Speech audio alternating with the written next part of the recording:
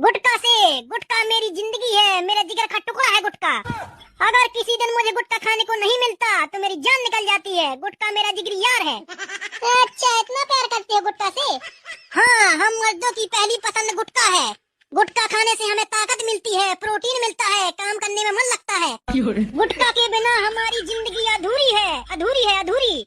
तुम्हें आज एक चीज चुननी होगी, मुझे या गुटखा को। बताओ किसको चुनोगे? ये भी कोई बोलने वाली बात है? गुटखा को चुनूंगा। और मुझे?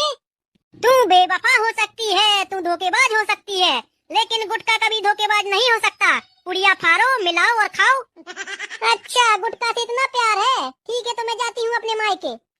अरे तू कल जाती हो तो आज चली जा, लेकिन मैं गुटखा खाना नहीं छोड़ूंगा, नहीं छोड़ूंगा, नहीं छोड़ूंगा। अगर कोई मेरे गुटके के बीच आया तो लाशें बिक जाएंगी, लाशें। गुटखा